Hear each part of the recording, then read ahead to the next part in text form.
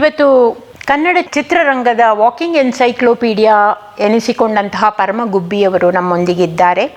ಇವರಿಗೆ ಕನ್ನಡ ಚಿತ್ರರಂಗದಲ್ಲಿ ಅತ್ಯಂತ ಆಸಕ್ತಿ, ಪ್ಯಾಷನ್ ಮತ್ತು ಒಂದು ತೀವ್ರತೆಯನ್ನು ಅವರಲ್ಲಿ ನಾವು ಕಾಣಬಹುದಾಗಿದೆ. ಪರಮ ಗುಬ್ಬಿಯವರು ವೃತ್ತಿಯಲ್ಲಿ ಟ್ರಾನ್ಸ್ಪೋರ್ಟ್ ಓನರ್ ಆದ್ರೂ ಪ್ರವೃತ್ತಿಯಲ್ಲಿ ಅವರು ಸಿನಿಮಾ ಕ್ಷೇತ್ರವನ್ನು ಬಿಟ್ಟಿಲ್ಲ. ಅನೇಕ ಖ್ಯಾತ ನಾಯಕರು, ನಾಯಕಿಯರು, ಸಾಹಿತಿಗಳು ಮತ್ತು ತಂತ್ರಜ್ಞರ ಜೊತೆ ಇವರ ಪ್ರೀತಿಯ ಒಡನಾಟ. ಇವರು ಇತಿಹಾಸ, ಸಂಸ್ಕೃತಿ, ಮ್ಯೂಸಿಕ್ ಹಾಗೂ ಸಾಹಿತ್ಯದ ಕಡೆಗೆ ಬಹಳ ಒಲವನ್ನು ಇಟ್ಟುಕೊಂಡಿದ್ದಾರೆ. ಇವರು ಕೈವಲ್ಯ ಎಂಬ ಚಿತ್ರದ ನಿರ್ಮಾಣ ಮಾಡಿದ್ದಾರೆ ಹಾಗೂ ಚಿತ್ತಾರ ಎಂಬ ಒಂದು ಪತ್ರಿಕೆಯನ್ನು ಶುರು ಮಾಡಿ ಅದರಲ್ಲಿ ಒಂದು 16 ಪುಟದ ಒಂದು ಪತ್ರಿಕೆಯನ್ನು ಮೊದಲು ಶುರು ಮಾಡಿದವರು ಅವರು. ಪರಂ ಗುಬ್ಬಿಯವರು ಮತ್ತೊಂದು ಒಂದು ಅತ್ಯಂತ ಹೆಮ್ಮೆ ಎನ್ನಿಸಿಕೊಳ್ಳುವ ವಿಚಾರ ನಾನು ಹೇಳಬೇಕು ಅಂತ ಹೇಳಿದ್ರೆ, ಅವರು 100 ವರ್ಷದ ಐತಿಹಾಸಿಕ ಕನ್ನಡ ಚಿತ್ರ ಬೆಳೆದು ಬಂದ ದಾರಿ ಎಂಬ ಡಾಕ್ಯುಮೆಂಟ್ರಿಯನ್ನು ಮಾಡ್ತಾ ಇದ್ದಾರೆ. ಆ ಡಾಕ್ಯುಮೆಂಟ್ರಿ ರಾಷ್ಟ್ರ ಪ್ರಶಸ್ತಿಯನ್ನು ಪಡೆಯಬಹುದಾಗಿದೆ. ಇಂಥ ಅಪಾರ ಜ್ಞಾನವುಳ್ಳ ಪರಮ ಗುಬ್ಬಿಯವರು ಇವತ್ತಿಗೆ ನಮ್ಮೊಂದಿಗಿದ್ದಾರೆ. ನಮ್ಮ spark igniting minds it's very fortunate to have such an eminent personality. So Parama ಗುಬ್ಬಿಯವರೇ, ನಿಮಗೆ ನಮ್ಮ ಆದರದ ಸ್ವಾಗತ. ಎಲ್ಲರಿಗೂ ನಮಸ್ಕಾರ. ನನ್ನ ಹೆಸರು ಪರಮ್ ಗುಬ್ಬಿ ಅಂತ. ನಾನು ಕನ್ನಡ ಚಿತ್ರರಂಗದಲ್ಲಿ ಸಕ್ರಿಯನಾಗಿ ಈಗ ಒಂದಷ್ಟು ಕಾರ್ಯಗಳನ್ನು ಮಾಡ್ತಾಯಿದ್ದೀನಿ. ಇದಕ್ಕೆ ಮುಂಚೆ ನಾನು ಬೇರೆ ಬೇರೆ ಕೆಲಸಗಳನ್ನು ಮಾಡಬೇಕಾದ ಅನಿವಾರ್ಯತೆ ಇತ್ತು. ಕಾರಣ ಯಾಕೆಂದರೆ ನಮ್ಮ ಬೆಳೆದು ಬಂದ ದಾರಿನೇ ಆಗಿತ್ತು, ಬಡತನ. ನಮ್ಮ ಮನೆಯಲ್ಲಿ ತುಂಬ ಬಡತನ ಇತ್ತು. ತಂದೆ ತಾಯಿ ತುಂಬ ಕೂಲಿ ಕೆಲಸಗಳು ಮಾಡ್ತಾಯಿದ್ರು.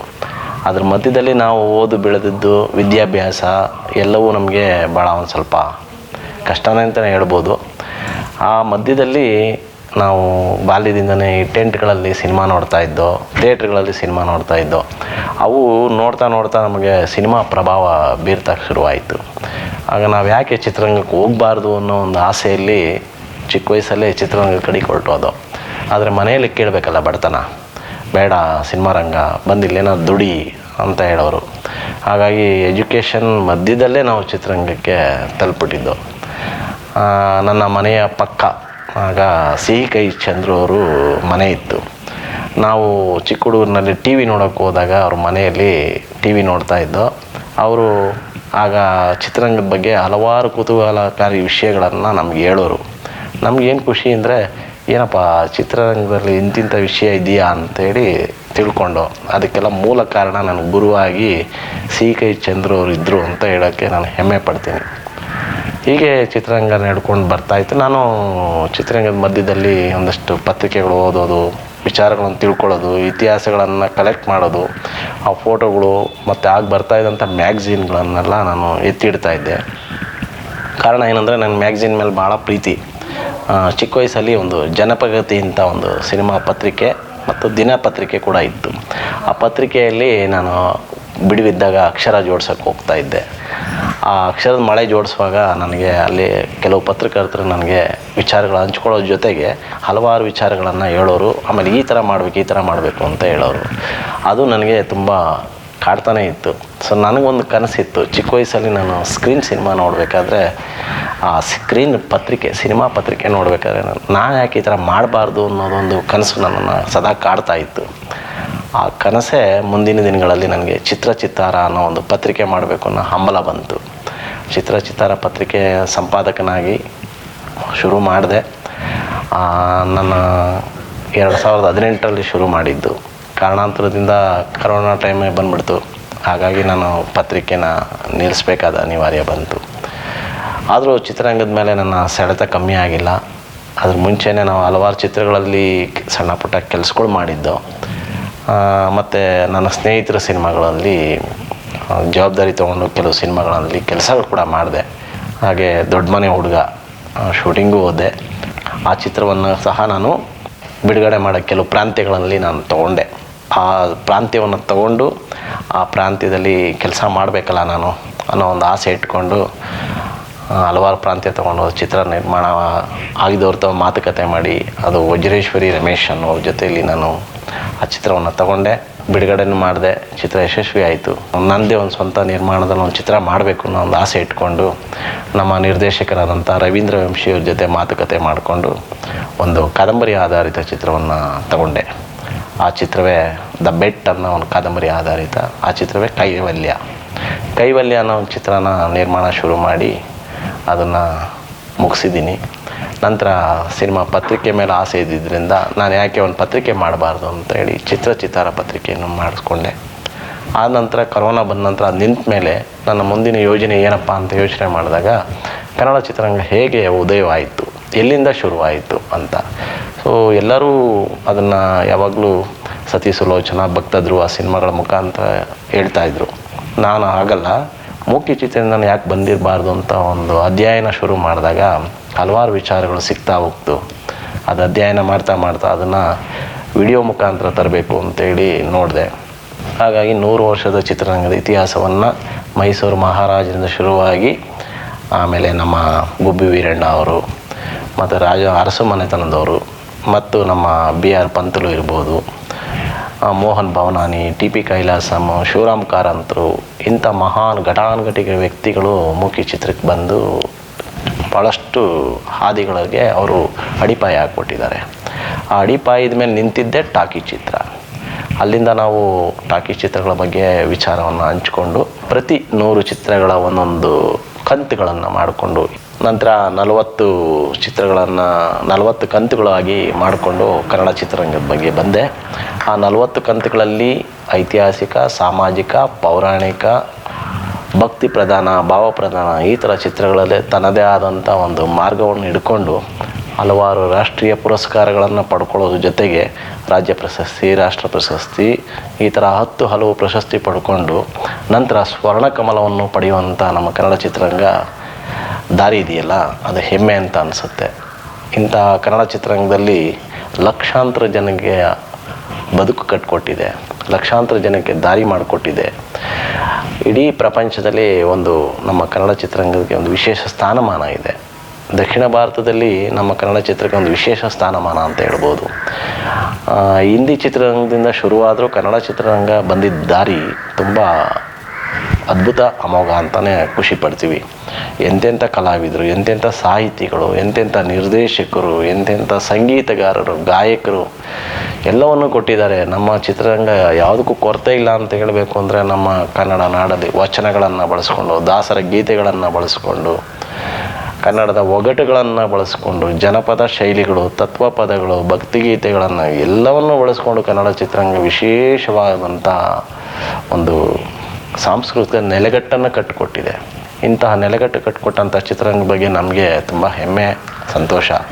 ಸೊ ಮುಂದಿನ ಪೀಳಿಗೆಗೆ ನಮ್ಮ ಕೈಲಾದ ನಾವು ಹೇಳ್ಬೋದಲ್ಲ, ಅದನ್ನು ಹೇಳ್ಬೇಕಾದ್ರೆ ಒಂದಷ್ಟು ಅಧ್ಯಯನ ಮಾಡಬೇಕಾಗ್ತೈತೆ ಮತ್ತು ಹಿರಿಯರ ಮಾರ್ಗದರ್ಶನ ಬೇಕಾಗ್ತದೆ. ಹೀಗಾಗಿ ನಾನು ಕೆಲವು ಕನ್ನಡ ಚಿತ್ರರಂಗದ ಹಿರಿಯ ನಿರ್ದೇಶಕರು, ಪತ್ರಕರ್ತರು, ಸಾಹಿತಿಗಳು, ಗಾಯಕರು, ನಾಯಕರು ಈ ಥರ ಪ್ರತಿಯೊಬ್ಬ ಕಲಾವಿದರ ಹತ್ರ ಕೂತ್ಕೊಂಡು ನಾನು ಹಲವಾರು ವಿಚಾರ ಮಾತಾಡುವಾಗ ಎಷ್ಟೋ ವಿಚಾರಗಳನ್ನು ಅವರು ತುಂಬ ಹೇಳಿದ್ದಾರೆ ನನ್ನ ಹತ್ರ. ಹೇಳೋದ್ರ ಜೊತೆಗೆ ಇಂಥ ಒಂದು ಕಾರ್ಯ ಮಾಡ್ತಾ ಇದೀಯಾ, ಮಾಡು, ನಿನಗೆ ಯಶಸ್ವಿ ಆಗಲಿ, ಒಳ್ಳೆಯ ಹೆಸರು ತರ್ತೈತೆ, ನೀನು ಮಾಡು, ನಾವಿದ್ದೀವಿ ಅಂತ ಹೇಳಿ ಎಷ್ಟೋ ಜನ ನನಗೆ ಶುಭ ಹಾರೈಸಿ ಆಶೀರ್ವಾದ ಮಾಡಿದ್ದಾರೆ. ಹಾಗಾಗಿ ನನಗೆ ಪತ್ರಕರ್ತರ ಮಿತ್ರ ಇರ್ಬೋದು ಮತ್ತು ಚಲನಚಿತ್ರ ಛಾಯಾಗ್ರಾಹಕರು, ಏಕೆಂದರೆ ನಾವೊಂದು ಸಿನಿಮಾ ನೋಡೋದಕ್ಕಿಂತ ಹಿರಿಯ ಛಾಯಾಗ್ರಾಹಕರು ಆಗಿನ ಕಾಲದಲ್ಲಿ ತೆಗೆದಂಥ ಎಷ್ಟೋ ಭಾವಚಿತ್ರಗಳಿದೆಯಲ್ಲ, ಅದು 108 ಕಥೆಗಳು ಹೇಳ್ತವೆ. ಆ ಒಂದು ಕಥೆಗಳೇ ನನಗೆ ಭಾಳ ಇನ್ಸ್ಪಿರೇಷನ್. ಕೇಳ್ತಾ ಇರ್ತೀನಿ, ಸರ್ ಇಷ್ಟಿಲ್ಲಿ ತೆಗೆದ್ರಲ್ಲ, ಹೇಗೆ ತೆಗೆದ್ರಿ? ಆ ವಿಚಾರದಲ್ಲಿ ನಮ್ಮ ಅಶ್ವಥ್ ನಾರಾಯಣ್ ಅವ್ರನ್ನ ಸದಾ ನೆನೆಸ್ಕೊಬೇಕು. ಪ್ರಗತಿ ಸ್ಟುಡಿಯೋ ಅಶ್ವಥ್ ನಾರಾಯಣ್ ಅವ್ರ ಹತ್ರ ಅಪಾರವಾದಂತಹ ನಮ್ಮ ಭಾವಚಿತ್ರಗಳ ಸಂಪತ್ತಿದೆ. ಕನ್ನಡ ಚಿತ್ರರಂಗ ಅಂಥವ್ರನ್ನೆಲ್ಲೋ ಒಂದು ಮೂಲೆ ಗುಂಪು ಮಾಡಿಬಿಟ್ಟಿದೆ, ಬಳಸ್ಕೊಂಡಿಲ್ಲ ಅನ್ನೋ ಸರಿಯಾಗಿ, ಅವ್ರಿಗೆ ಸೇರಬೇಕಾದಂಥ ಸ್ಥಾನಮಾನ ಸಿಕ್ಕಿಲ್ಲ ಅನ್ನೋದೊಂದು ಕೊರಗು. ಸ್ಟುಡಿಯೋಗಳ ನಿರ್ಮಾಣ ಮಾಡಿದಂಥ ಮಹಾನ್ ವ್ಯಕ್ತಿಗಳಿದ್ದಾರೆ ಕನ್ನಡದಲ್ಲಿ. ಅಂಥ ವ್ಯಕ್ತಿಗಳನ್ನು ಕೂಡ ಇಲ್ಲಿ ಗೌರವಿಸ್ತಲೇ ಮೂಲೆ ಗುಂಪು ಮಾಡಿದಂಥದ್ದು ಭಾಳಷ್ಟಿದೆ. ಹಾಗೆ ಕನ್ನಡ ಚಿತ್ರರಂಗದ ಭಾಳಷ್ಟು ನಿರ್ದೇಶಕರು, ಕಲಾವಿದರು ಇವತ್ತು ಒಂದು ಮೂಲೆಯಲ್ಲಿದ್ದಾರೆ. ಅವ್ರನ್ನ ಗುರುತಿಸ್ಬೇಕಾದಂಥ ಕೆಲಸಗಳು ಭಾಳಷ್ಟು ಆಗಬೇಕಾಗಿದೆ. ಈ ನಿಟ್ಟಲ್ಲಿ ಕೆಲವು ಹೃದಯವಂತ ವ್ಯಕ್ತಿಗಳು ಮುಂದೆ ಬಂದು ಸಹಾಯ ಮಾಡಿದ್ದಾರೆ, ಬೆಳಕಿಗೆ ತಂದಿದ್ದಾರೆ. ಎಲ್ಲೋ ಒಂದು ಕಡೆ ಅವ್ರ ಕೊಂಡಿಯಾಗಿ ಸಣ್ಣ ಪುಟ್ಟದಾಗ ನನಗೆ ಓಡಾಡೋವಂಥ ಒಂದು ಯೋಗ ಸಿಕ್ಕಿದೆ. ಕನ್ನಡ ಚಿತ್ರರಂಗದ ಹಿರಿಯ ಗಣ್ಯರು, ನಿರ್ದೇಶಕರು, ನಟರು, ಗಾಯಕರು ಇವ್ರ ಮಧ್ಯೆ ನಾನು ಒಡನಾಟ ಇಟ್ಕೊಂಡು ಒಂದು ಪ್ರೀತಿ ಬಾಂಧವ್ಯದಿಂದ ಇರೋದರಿಂದ ಅವರೆಲ್ಲರೂ ನನ್ನನ್ನು ಅಷ್ಟೇ ಅಭಿಮಾನದಿಂದ ಕಂಡು ಅಭಿಮಾನಿಸ್ತಾರೆ, ಗೌರವಿಸ್ತಾರೆ, ಪ್ರೀತಿಸ್ತಾರೆ. ಆ ಅಭಿಮಾನಕ್ಕೆ ನಾನು ಯಾವತ್ತೂ ಅವ್ರಿಗೆ ಚಿರೋಣಿ. ಇನ್ನು ಮುಂದಿನ ಹಲವಾರು ಕಾರ್ಯಗಳು ಮಾಡಬೇಕಾಗಿದೆ. ಈ ಪ್ರಯತ್ನಕ್ಕೆ ನಿಮ್ಮೆಲ್ಲರ ಆಶೀರ್ವಾದ ಮತ್ತು ಕರುಣೆ ಇರಲಿ ಅಂತ ನಾನು ಕೇಳ್ಕೊಳ್ತೀನಿ ತಮ್ಮಲ್ಲಿ.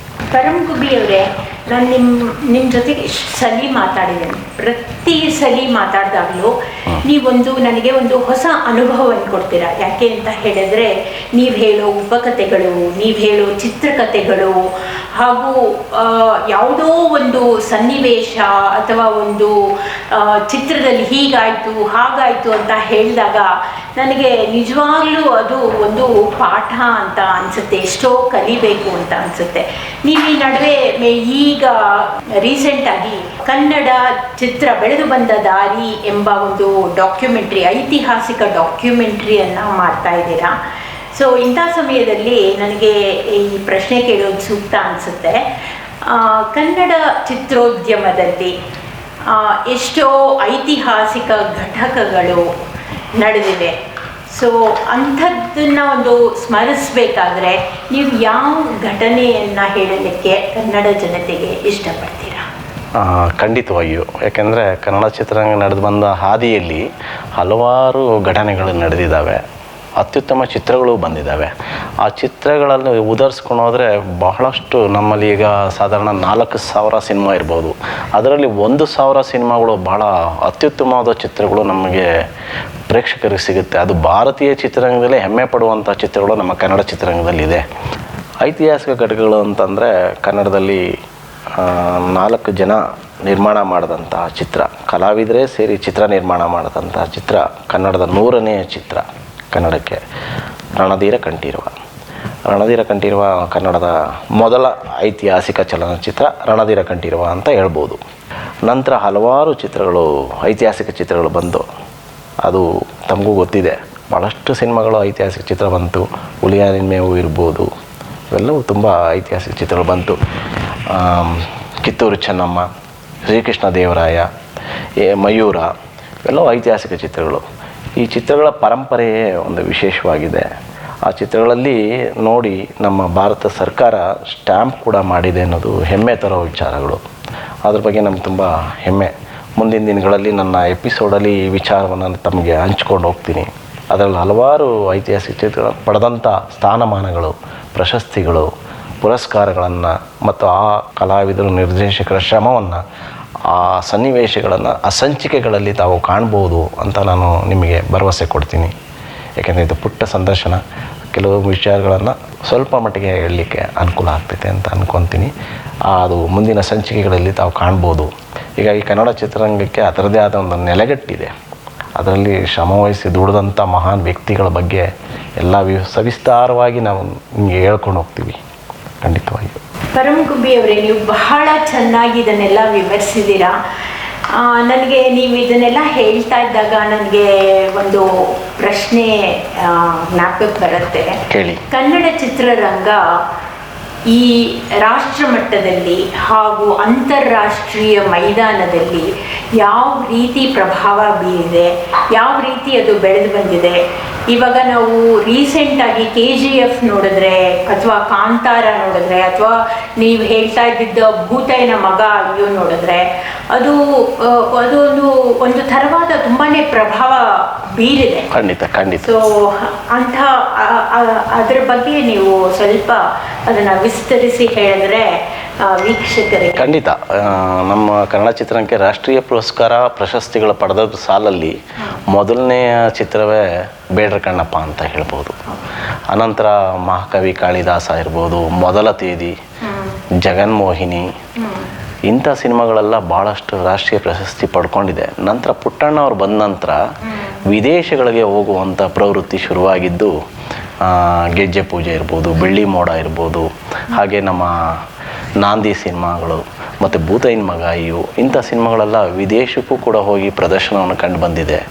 ಹಾಗೆ ನಮ್ಮ ಕನ್ನಡ ಚಿತ್ರರಂಗದ ಚಿತ್ರೀಕರಣ ಕೂಡ ವಿದೇಶದಲ್ಲಿ ಮಾಡಿದ ಖ್ಯಾತಿ ನಮ್ಮ ದ್ವಾರಕೀಶ್ ಅವ್ರಿಗೂ ಇದೆ.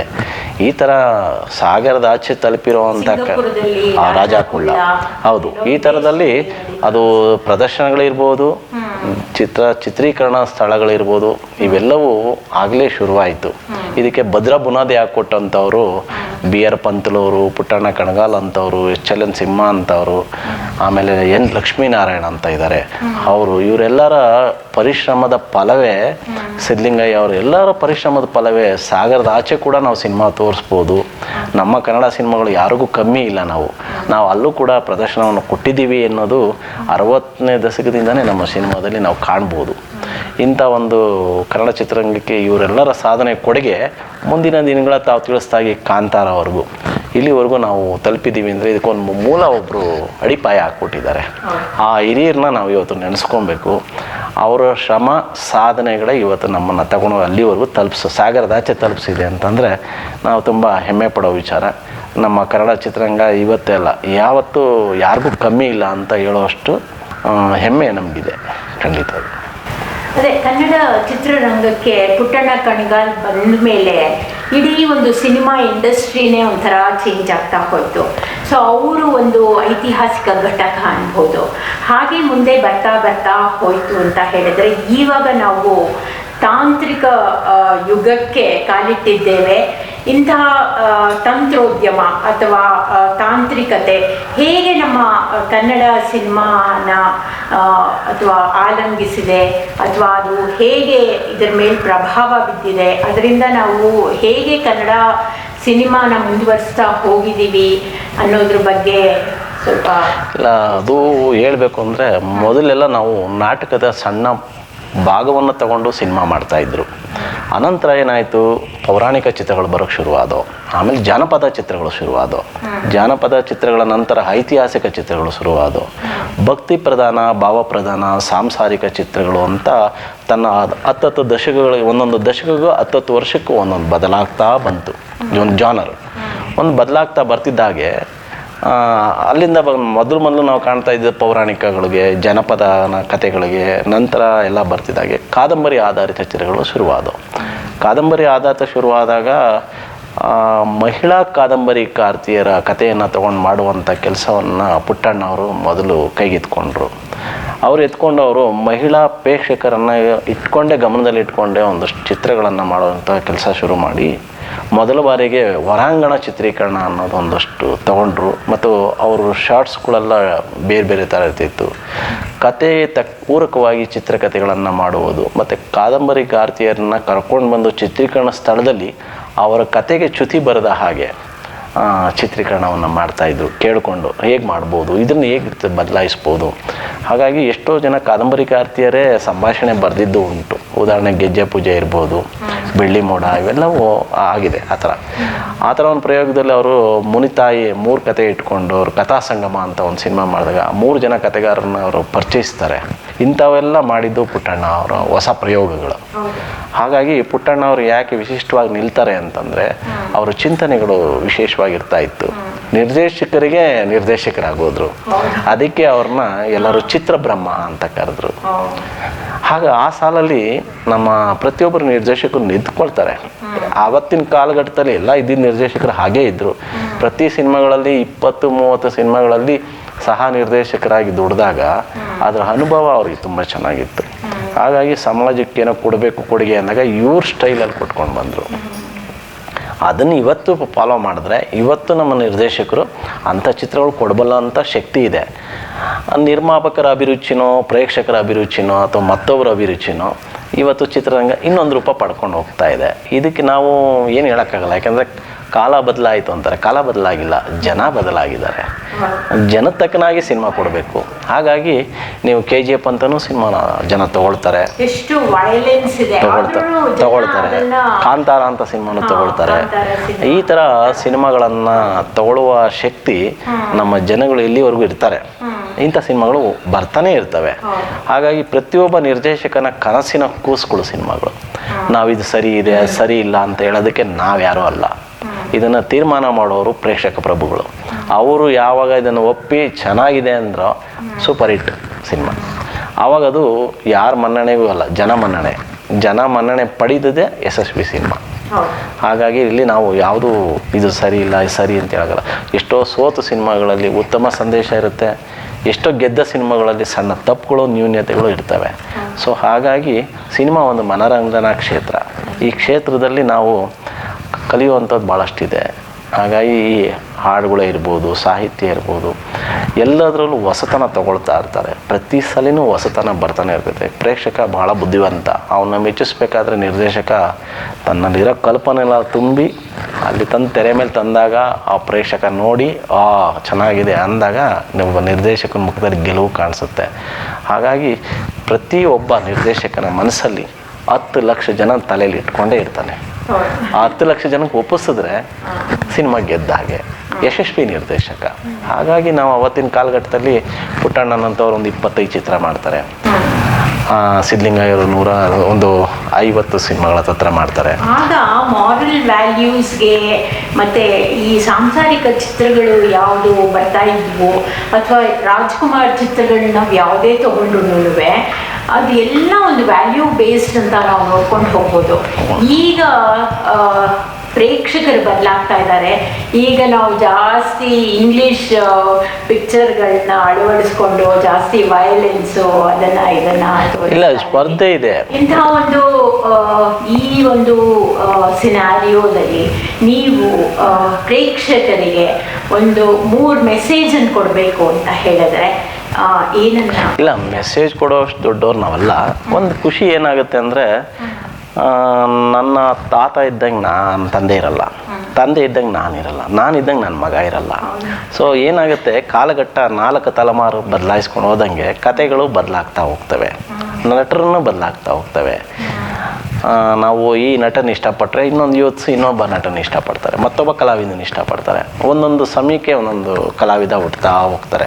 ಪ್ರತಿ ಕಲಾವಿದನ ಗಮನಿಸ್ಕೊಂಡು ಬಂದರೆ ಒಬ್ಬೊಬ್ಬ ಕಲಾವಿದನಿಗೆ 15 ವರ್ಷ ಅಷ್ಟೇ. 15 ವರ್ಷ ಆದ್ಮೇಲೆ ಕಲಾವಿದ. ಆದರೆ ರಾಜ್ಕುಮಾರ್ ಆಗಲಿ, ವಿಷ್ಣುವರ್ಧನ್ ಆಗಲಿ ಸತತವಾಗಿ ಎಷ್ಟೋ ಇಲ್ಲ, ಆ ಥರದಲ್ಲಿ ಗಮನಿಸಿದ್ರೆ ಇಂಡಸ್ಟ್ರಿಯಲ್ಲಿ ಒಂದು 4 ಜನ ಅಷ್ಟೇ ಬಂದರು. ಈಗಿನ ನಟರು ಮೇ ಬಿ ಒಂದು 5 ಚಿತ್ರ ಮಾಡ್ಬೋದಾ, ಒಂದು 15 ಚಿತ್ರ, ಎಷ್ಟೊಬ್ಬ ಸ್ವಲ್ಪ ಇದಾಗಿದ್ದಾನೆ. ಇಲ್ಲ ಅಂದರೆ ರಾಜ್ಕುಮಾರ್ ಅಂತ ಒಂದು ಸ್ಟೈಲಲ್ಲಿ ಆಗಲಿ, ವಿಷ್ಣುವರ್ಧನ್ ಅಂತ ಒಂದು ಸ್ಟೈಲಲ್ಲಿ ಈ ನಡುವೆ ನಟರು ಬರ್ತಾ ಇಲ್ಲ ಅಂತ ನನಗನ್ಸುತ್ತೆ. ನಿಮ್ಮ ಅನಿಸಿಕೆ? ಇಲ್ಲ, ಅದು ಏನಂದರೆ ಆ ಕಾಲಘಟ್ಟ ಆಗಿತ್ತು. ಮೊದಲು ನೋಡಿ ಚಿತ್ರೀಕರಣ ಶುರು ಮಾಡೋ ಟೈಮಲ್ಲಿ ಮೈಸೂರು ಮಹಾರಾಜರ ಮನೆತನದ ಅವರು ದೇವರಾಜ ಅರಸು ಅವರ ತಮ್ಮ ಕೆಂಪರಾಜ ಅರಸನವರು ಸುರೋದ್ರೂಪಿ ವ್ಯಕ್ತಿ. ಅವರು ಕೂಡ ಸಿನಿಮಾ ರಂಗಕ್ಕೆ ಬರ್ತಾರೆ, ಕೆಲಸ ಮಾಡ್ತಾರೆ. ಅದಾದ ನಂತರ ನಮ್ಮ ಹೊನ್ನಪ್ಪ ಭಾಗವತರವರು ಚಿತ್ರರಂಗಕ್ಕೆ ಬರ್ತಾರೆ. ಅವರು ಒಳ್ಳೆ ಗಾಯಕ ಕೂಡ, ನೋಡಲಿಕ್ಕೂ ಭಾಳ ಚೆನ್ನಾಗಿರ್ತಾರೆ. ಅವರು ಒಂದಷ್ಟು ಸಿನಿಮಾಗಳು ಮಾಡ್ತಾರೆ. ಅದಾದ ನಂತರ ರಾಜ್ಕುಮಾರ್ ಅವ್ರು ಬರ್ತಾರೆ. ರಾಜ್ಕುಮಾರ್ ಜೊತೆಯಲ್ಲೇ ಕಲ್ಯಾಣ್ ಕುಮಾರ್ ಬರ್ತಾರೆ. ಅವ್ರ ಹಿಂದೆಯೇ ಉದಯ್ ಕುಮಾರ್ ಬರ್ತಾರೆ. ಸೊ ಎಲ್ಲ ಕಾಲಘಟ್ಟದಲ್ಲಿ ಒಬ್ಬೊಬ್ಬರು ಕಲಾವಿದರು ತಮ್ಮ ಕೆಲಸಗಳನ್ನು ಮಾಡ್ಕೊಂಡು ಹೋಗ್ತಾರೆ. ರಾಜ್ಕುಮಾರ್ ಯಾಕೆ ವಿಶೇಷವಾಗಿ ನಿಂತ್ಕೊಳ್ತಾರೆ ಅಂದರೆ, ಅವರು ಕೊಟ್ಟಿದ್ದ ಪಾತ್ರಗಳನ್ನು ತಪಸ್ಸಿನ ಹಾಗೆ ಮಾಡ್ತಾರೆ. ಅವ್ರ ಮುಖಕ್ಕೂ ಹಾಗೆ ಹೊಂದುತ್ತೆ. ಆಮೇಲೆ ಅವರು ತದಾತ್ಮಕವಾಗಿ ಅದರೊಳಗಡೆ ಬೆರ್ತು ಬಿಡ್ತಾರೆ ಪಾತ್ರದೊಳಗಡೆ. ಹಾಗಾಗಿ ಅವರು ಪೌರಾಣಿಕ ಇರ್ಬೋದು, ಐತಿಹಾಸಿಕ ಇರ್ಬೋದು, ಸಾಮಾಜಿಕ, ಸಾಂಸಾರಿಕ ಎಲ್ಲ ಪಾತ್ರಗಳನ್ನು ನಿಭಾಯಿಸುವಂಥ ಏಕೈಕ ಕಲಾವಿದ ರಾಜ್ಕುಮಾರ್ ಅವರು. ನಾವು ರಾಜ್ಕುಮಾರ್ ಅವ್ರನ್ನ ಯಾಕೆ ಪ್ರತಿ ಸರಿ ನೆನೆಸ್ಕೊಳ್ತೀವಿ, ಸಾಂಸ್ಕೃತಿಕ ರಾಯಭಾರಿ ಅಂತ ಅಂತೀವಿ ಅನ್ನೋದಾದರೆ, ಅವರು ನೀವು ನೋಡಿ ರಾಕ್ಷಸ ಪಾತ್ರ ಇರ್ಬೋದು, ದೇವರ ಪಾತ್ರ ಇರ್ಬೋದು, ನಾರದ ಇರ್ಬೋದು, ಕುಂಬಾರ, ಚಮ್ಮಾರ, ಕಮ್ಮಾರ, ಯಾವ ಪಾತ್ರ ತಗೊಂಡ್ರು ಅದ್ಭುತವಾಗಿ ನಿಭಾಯಿಸುವಂಥ ಒಬ್ಬ ಏಕೈಕ ಭಾರತೀಯ ಚಿತ್ರರಂಗದಲ್ಲಿ ಒಬ್ಬ ಏಕೈಕ ಕಲಾವಿದ ರಾಜ್ಕುಮಾರ್ ಅಂತ ನಾವು ಹೇಳ್ಬೋದು. ಹಾಗಾಗಿ ರಾಜ್ಕುಮಾರ್ ಉನ್ನತ ಸ್ಥಾನದಲ್ಲಿ ಉತ್ತುಂಗದಲ್ಲಿ ನಿಲ್ತಾರೆ. ನಾವು ಹೊಗಳುತ್ತೀವಿ ಅಂತಲ್ಲ, ನಮಗೆ ಅದು ಬಂದುಬಿಟ್ಟಿದೆ. ನಾವೀಗ ರಾಜ್ಕುಮಾರ್ ನೋಡಿದ ತಕ್ಷಣ ಕೃಷ್ಣದೇವರಾಯ ಹೀಗಿದ್ದರು, ಮಯೂರ ಹೀಗೇ ಇದ್ದರು, ಕುಂಬಾರ ಹೀಗೇ ಇದ್ದರು ಅನ್ನೋ ಒಂದು ನಮ್ಮ ಮನಸ್ಸಲ್ಲಿ ನಮಗೆ ಬಂದ್ಬಿಡುತ್ತೆ. ನಮಗಲ್ಲ, ಅದು ನಮ್ಮ ತಾಯಿ ಇರ್ಬೋದು, ನಮ್ಮ ಅಜ್ಜಿ ಇರ್ಬೋದು, ನಮ್ಮ ತಾತ ಇರ್ಬೋದು, ಅವರು ಅದನ್ನು ಇಷ್ಟಪಟ್ಕೊಂಡು ಬರ್ತಾರೆ. ಈಗಿನ ಜನ್ರೇಷನ್ ಏನಾಗುತ್ತೆ, ರಾಜ್ಕುಮಾರ್ ನಾವು ನೋಡ್ಕೊಂಬಂದು ಕಾಲಘಟ್ಟದಲ್ಲಿ ನಾವು ಈಗ ಅವ್ರಿಗೆ ತೋರಿಸ್ಬೋದು, ನೋಡಪ್ಪ ರಾಜ್ಕುಮಾರ್ ಈ ಥರ ಮಾಡಿದರು, ಕಲ್ಯಾಣ್ ಕುಮಾರ್ ಈ ಥರ ಮಾಡಿದರು ಅಂತ. ಇವ್ರ ನಂತರ ಬಂದಿದ್ದು ನಮಗೆ ವಿಷ್ಣುವರ್ಧನ್, ಅಂಬರೀಷ್, ಶಂಕರ್ ನಾಗ್, ಅನಂತ್ ನಾಗ್ ಒಂದು ಕಾಲಘಟ್ಟ. ಆ ಕಾಲಘಟ್ಟದಲ್ಲಿ ಅವರು ಒಂದು ಮಹಿಳೆಯರಿಗೆ ಡಾರ್ಲಿಂಗ್ ಅಂತ ಹೇಳ್ಬೋದು. ಯಾಕಂದರೆ ವಿಷ್ಣುವರ್ಧನ್ ಎಷ್ಟು ಸುಂದರವಾಗಿದ್ದಾರೆ, ಅನಂತ್ನಾಗ್ ಎಷ್ಟು ಸುಹೃದ್ರೂಪಿ ನಟ, ಆ ಶಂಕರ್ನಾಗ್ ಚಿಂತನೆಗಳು ಎಷ್ಟು ಚೆನ್ನಾಗಿತ್ತು, ಪ್ರಭಾಕರ್ ಅವರ ಸಾಹಸ ದೃಶ್ಯಗಳು, ಅವ್ರ ಬಾಡಿ ಇದು. ಹೀಗಾಗಿ ಅವರೆಲ್ಲ ಒಂದು ಕಾಲಘಟ್ಟದಲ್ಲಿ ಪ್ರೇಕ್ಷಕರಿಗೆ ಭಾಳ ಇಷ್ಟವಾಗಿಬಿಡ್ತಾರೆ, ಅಂಬರೀಷ್ ಎಲ್ಲ. ಹಾಗಾಗಿ ಅವರು ಒಂದು ವರ್ಗನ ಸೃಷ್ಟಿಸ್ಕೊಳ್ತಾರೆ. ಅಲ್ಲಿಂದ ಅವ್ರಿಗೆ ಅಪೌರಾಣಿಕ ಮಾಡೋಕ್ಕಾಗದಿದ್ರು ಸಾಮಾಜಿಕ ಚಿತ್ರಗಳಲ್ಲಿ ಅಭಿನಯಿಸ್ಕೊಂಡು ಬರ್ತಾರೆ. ಅವರೊಂದು ಪ್ರೇಕ್ಷಕರನ್ನ ಗೆಲ್ಲುವಂಥ ಒಂದು ಜಾನರ್ ಶುರುವಾಗುತ್ತೆ. ಅದು 70ರ ದಶಕದಿಂದ 90ರ ದಶಕದವರೆಗೂ ಆ ಒಂದು 20 ವರ್ಷ ಜಾನರಲ್ಲಿ ಈ ಕಲಾವಿದರದೇ ನಡ್ಕೊಂಡು ಹೋಗುತ್ತೆ. ನೋಡಿ, ಅಲ್ಲಿ ಬರ್ತಿದ್ದಂಗೆ 80-85ರಿಂದ ರವಿಚಂದ್ರನ್, ಶಿವರಾಜ್ ಕುಮಾರ್, ಅರ್ಜುನ್ ಸರ್ಜಾ, ಮುರಳಿ, ರಮೇಶ್ ಇಂಥವ್ರದ್ದು ಒಂದು ಜಾನರ್ ಶುರುವಾಗುತ್ತೆ. ಅವರು ಇಲ್ಲಿವರೆಗೂ ನಿಭಾಯಿಸ್ಕೊಂಡು ಬರ್ತಾ ಇದ್ದಾರೆ ಒಂದು ಜಾನರ್. ಇವತ್ತು ಕೂಡ ಅವರು ಓಡೋ ಕುದುರೆಗಳೇ. ಇವ್ರ ಮಧ್ಯದಲ್ಲಿ 2005ರಿಂದ ದುನಿಯಾ ವಿಜಿ, ಗಣೇಶ್ ಅವರು, ಸುದೀಪ್ ಅವರು, ದರ್ಶನ್ ಅವರು, ಯಶ್ ಅವರು, ಶರಣ್ ಅಂತವರು, ಅವರೊಂದು ಜಾನರ್ ಶುರುವಾಗುತ್ತೆ. ಸೊ ಅದು ಇವತ್ತು ನಿರಂತರ. ಇದು ಕಲೆಗೆ ಯಾವತ್ತೂ ಹರಿಯೋ ನೀರು ಅಂತೀವಲ್ಲ, ನಿಲ್ಲೋದೇ ಇಲ್ಲ. ಇದು ಒಂಥರ ಹೋಗ್ತಾ ಇರುತ್ತೆ. ಒಂದೊಂದು ಕಾಲಘಟ್ಟದಲ್ಲಿ ಒಂದೊಂದು ನದಿ ಬಂದು ಒಂದೊಂದು ಜೊತೆ ಸೇರಿಕೊಂಡು ಒಂದು ಬೃಹತ್ ಸಮುದ್ರವಾದಂಗೆ ಒಂದು ಕಲಾವಿದರದ್ದು ಒಂದು ಮೂಲೆಯಲ್ಲಿ ಬಂತು, ಬಿಂದುವಾಗಿ ಬಂದು ಇವತ್ತು ಸಿಂಧುವಾಗಿ ಹರ್ಕೊಂಡು ಹೋಗ್ತಾ ಇದೆ. ಆಮೇಲೆ ಕಾದಂಬರಿ ಆಧಾರಿತ ಚಿತ್ರಗಳನ್ನು ಮಾಡಬೇಕು ಅಂತ ನಿಮಗೆ ತುಂಬ ಆಸೆ ಇದೆ ಅಂತ ನನಗೆ ಗೊತ್ತು. ಸೊ ಎಂಥ ಕಾದಂಬರಿಗಳು ಚಿಕ್ಕಬೇಕು ಅಥವಾ ಮುಂದೆ ನಿಮ್ಮ ಪ್ಲ್ಯಾನ್ಸ್ ಏನಿದೆ? ಇಲ್ಲ, ಅದು ಕನ್ನಡದಲ್ಲಿ ಮೊದಲ ಬಾರಿಗೆ ಕೆಂಪರಾಜ ಅರಸ್ ಅವರು ಒಂದು ಫ್ರೆಂಚ್ ಕಾದಂಬರಿ ಆಧಾರಿತ ಚಿತ್ರವನ್ನು ಕಾರ್ಟ್ ಆಫ್ ಮಾಂಟೋ ಅಂತ ಒಂದು ಸಿನಿಮಾ ಮಾಡ್ತಾರೆ. ಆ ಕತೆ ಅವತ್ತಿನ ಕಾಲದಲ್ಲಿ ಜಲದುರ್ಗ ಅಂತ ಒಂದು ಮಾಡ್ತಾರೆ. ಅದು ನಮಗೆ ಆಶ್ಚರ್ಯ ಆಗುತ್ತೆ, ಏನಪ್ಪ ಆಗಿನ ಕಾಲದಲ್ಲೇ ಇವರು ಕಾದಂಬರಿಗಳನ್ನು ಹುಡುಕಿ ಅದು ಫ್ರೆಂಚ್ ಕಾದಂಬರಿನ ತೊಗೊಂಡು ಬಂದು ಸಿನಿಮಾ ಮಾಡ್ತಾರಲ್ಲಪ್ಪ ಅಂತ ಒಂದು ಖುಷಿ ಆಗುತ್ತೆ. ನಮ್ಮ ಕನ್ನಡ ಚಿತ್ರರಂಗದಲ್ಲಿ ಎಂತೆಂಥ ಪ್ರಯತ್ನಗಳಾಗಿದೆಯಲ್ಲ ಅಂತ. ಅದಾಗಿ ಎಷ್ಟೋ ದಿನಗಳು ಕಥೆಗಳು ನಡ್ಕೊಂಡು ಹೋದಾಗ ಕನ್ನಡದಲ್ಲಿ ಕರುಣೆಯ ಕುಟುಂಬದ ಕಣ್ಣು ಅನ್ನೋ ಒಂದು ಚಿತ್ರವನ್ನು ನಿರ್ಮಾಣ ಆಗುತ್ತೆ. ಅದರ ಮೂಲ ಕರ್ತರು ಬಂದು ನಮ್ಮ ಇವರು ಸನಾದಿ ಅಪ್ಪಣ್ಣ. ಆ ಥರ ಒಂದು 11 ಸಿನಿಮಾಗಳನ್ನು ಮಾಡಿದಂಥ ಕತೆ ತಗೊಂಡು ಸಿನಿಮಾ ಮಾಡ್ತಾರೆ. ಕೃಷ್ಣಮೂರ್ತಿ ಪುರಾಣಿಕರು ಕನ್ನಡದಲ್ಲಿ ಯಶಸ್ವಿ 11 ಚಿತ್ರಗಳಿಗೆ ಅವರು ಕಾದಂಬರಿಗಳನ್ನು ಬಳಸ್ಕೊಂಡಿದೆ ನಮ್ಮ ಚಿತ್ರರಂಗ. ಕೃಷ್ಣಮೂರ್ತಿ ಪುರಾಣಿಕರನ್ನ ನಾವು ಯಾವತ್ತೂ ನೆನೆಸ್ಕೊಬೇಕು, ಎಷ್ಟು ಒಳ್ಳೆ ಕಾದಂಬರಿಗಳು ಕೊಟ್ಟಿದ್ದಾರೆ ಅಂತ. ಆವಾಗ ಅದನ್ನೆಲ್ಲ ನೋಡಿದಾಗ ಖುಷಿ ಆಗುತ್ತೆ. ನಂತರ ಪುಟ್ಟಣ್ಣವ್ರು ಬಂದು ಮಹಿಳಾ ಆಧಾರಿತ ಚಿತ್ರಗಳನ್ನು ಅನ್ನೋದು, ಅದು ಒಂಥರ ಹೆಮ್ಮೆ ಪಡೋ ವಿಚಾರ. ಇದಾದ ಮೇಲೆ ದೊರೆ ಭಗವಾನ್ ಅವ್ರು ಬರ್ತಾರೆ. ದೊರೆ ಭಗವಾನ್ ಅವ್ರು ಬಂದು ಸುಮಾರು ಸಿನಿಮಾಗಳನ್ನು ಅನಂತ್ ನಾಗ್ಗೆ, ಶಂಕರ್ ನಾಗು, ಎಲ್ಲ ರಾಜ್ಕುಮಾರ್ ಅವ್ರಿಗೆ ಎಲ್ಲ ಚಿತ್ರಗಳನ್ನು ಅವರು ಕೊಡ್ತಾರೆ. ಅವೆಲ್ಲವೂ ಯಶಸ್ವಿ ಚಿತ್ರಗಳು. ನನಗೆ ಖುಷಿ ಆಗುತ್ತೆ, ಏನಪ್ಪ ಇವರೆಲ್ಲ ಯಾವ ಬೇಸ್ ಮೇಲೆ ನಂಬಿಕೆ ಇಟ್ಕೊಂಡು ಈ ಕತೆಗಳನ್ನಲ್ಲಿ ಸಿನಿಮಾ ಮಾಡ್ತಿದ್ರು ಅಂತ. ಆ ಥರ ನೋಡಿದ್ರೆ ವಿಜಯ್ ತೆಲುಗ್ನವರು, ವಿಜಯ್ ಬಂದು ಕನ್ನಡದಲ್ಲಿ ಕಾದಂಬರಿ ಆಧಾರಿತ ಚಿತ್ರಗಳು ಮಾಡ್ತಾರೆ. ಅದು ಉದಾಹರಣೆ ಮಯೂರ 800 ಪುಟಗಳನ್ನು ತಗೊಂಡು ಒಂದು ಉತ್ತಮವಾದ ಮಯೂರ ಅಂತ ಮಾಡ್ತಾರೆ.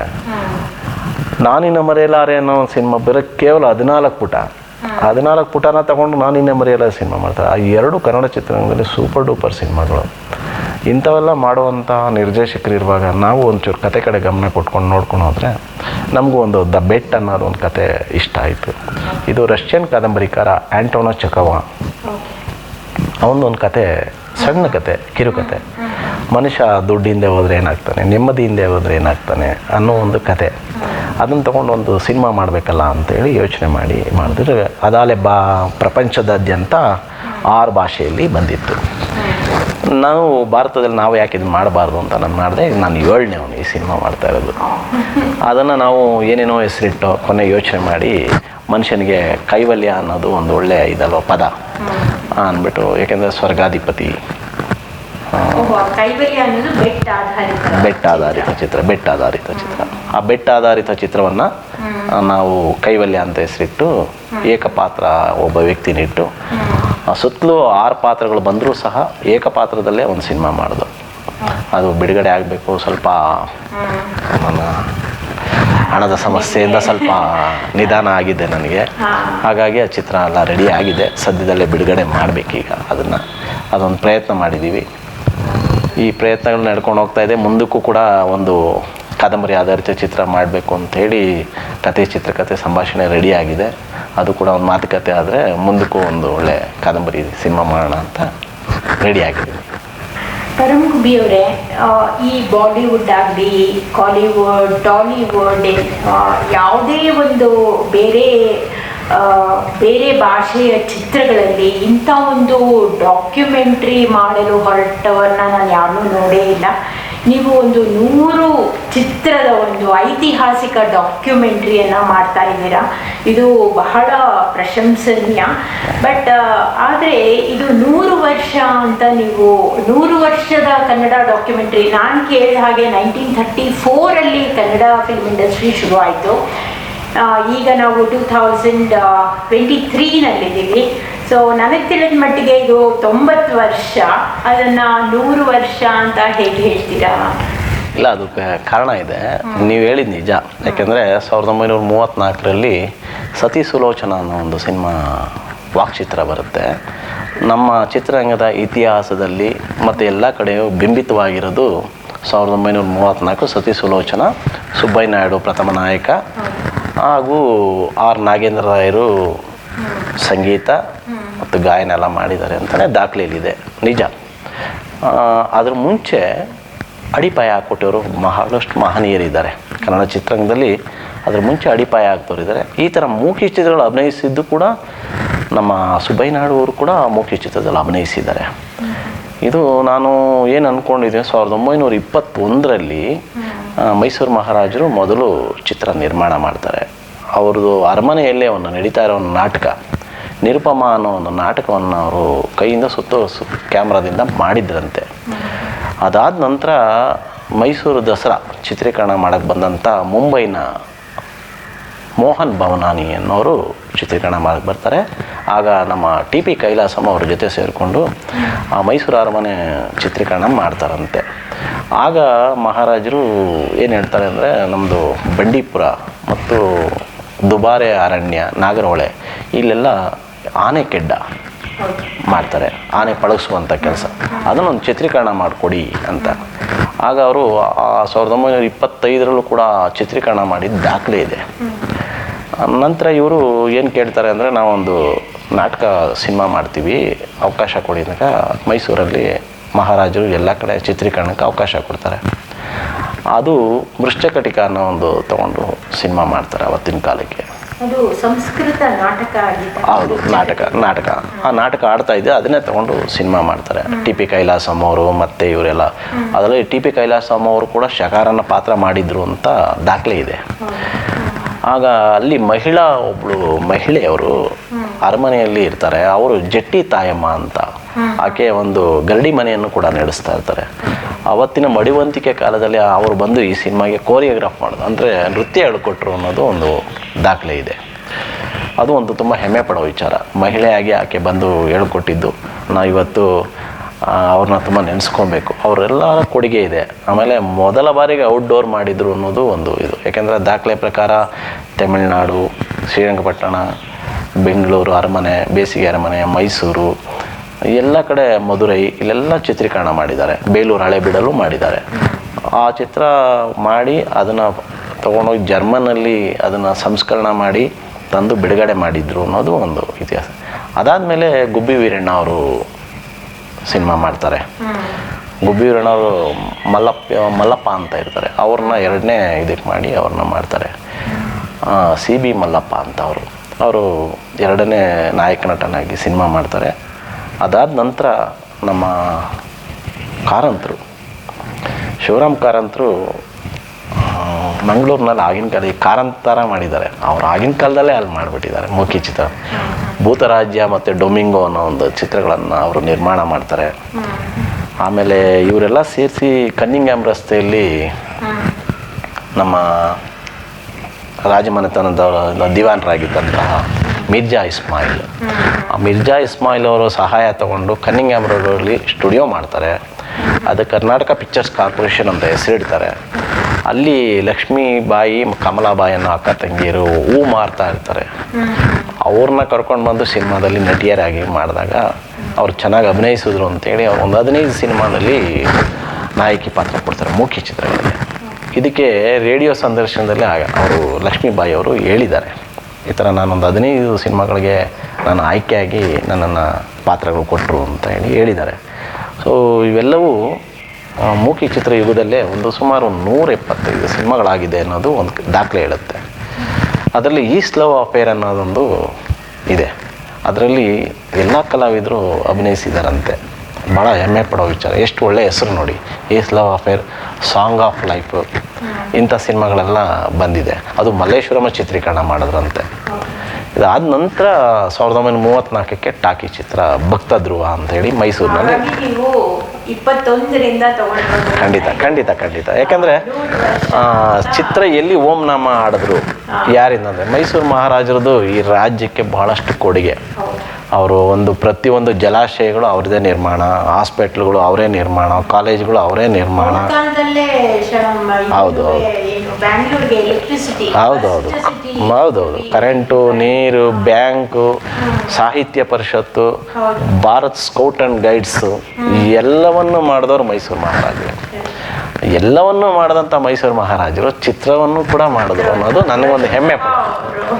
ಅದು ಯಾವ ಗಳಿಗೆಯಲ್ಲಿ ಕೈ ಇಟ್ಟರೋ ಗೊತ್ತಿಲ್ಲ. ಅವರು ಆ ಗಳಿಗೆ ಅದೃಷ್ಟದ ಗಳಿಗೆ ಕೈ ಇಟ್ರೇನೋ, ಅಮೃತ ಗಳಿಗೆಯಲ್ಲಿ ಕೈ ಇಟ್ಟರೋ, ಮಹಾರಾಜರು ಕೈ ಇಟ್ಟಿದ್ದ ಗಳಿಗೆಯಿಂದ ಕನ್ನಡ ಚಿತ್ರರಂಗ ಬೆಳಗ್ತು. ಎಂತೆಂಥ ವ್ಯಕ್ತಿಗಳು ಕನ್ನಡ ಚಿತ್ರರಂಗ ಬಂದರು. ಹಾಗಾಗಿ ನಮಗೇನಂತ ಖುಷಿ ಆಗುತ್ತೆ ಅಂದರೆ, ಮಹಾರಾಜರ ಕೈಲಿ ಹರಡುತ್ತಲ್ಲ ಕನ್ನಡ ಚಿತ್ರರಂಗ, ಇದನ್ನು ಯಾಕೆ ಬಿಡಬೇಕು ನಾವು, ಮಹಾರಾಜರ ಹೆಸರು ಬೇಕು ಅನ್ನೋದು ನನ್ನ ಆಸೆ. ಕನ್ನಡ ಚಿತ್ರರಂಗನೂ ಒಪ್ಕೊಳ್ಳುತ್ತೆ ಆ ವಿಚಾರದಲ್ಲಿ. ಸೊ ಅದಕ್ಕೆ ನಾನು 100 ವರ್ಷ ಅಲ್ಲಿಂದ ತಗೊಂಡೆ. ಕೊರೋನಾ ಸಮಯದಲ್ಲಿ ನಾನು ಫುಲ್ಲು ಅಧ್ಯಯನ ಮಾಡ್ಕೊಂಡಿದ್ದ ಪ್ರಕಾರ 2021ಕ್ಕೆ ನಾನು ಇದನ್ನು ಮಾಡಬೇಕು ರೆಡಿ ಮಾಡಿದ್ದೆ. ಕಾರಣಾಂತರದಿಂದ ಸ್ವಲ್ಪ ಮುಂದಕ್ಕೆ ಹೋಯಿತು. ಆಗ 100 ವರ್ಷದ ಮಾಡಿ ಕನ್ನಡ ಚಿತ್ರರಂಗದ ಗಣ್ಯ ವ್ಯಕ್ತಿಗಳಿಗೆಲ್ಲ ಇದನ್ನು ತೋರಿಸ್ಕೊಂಡು ಬಂದೆ.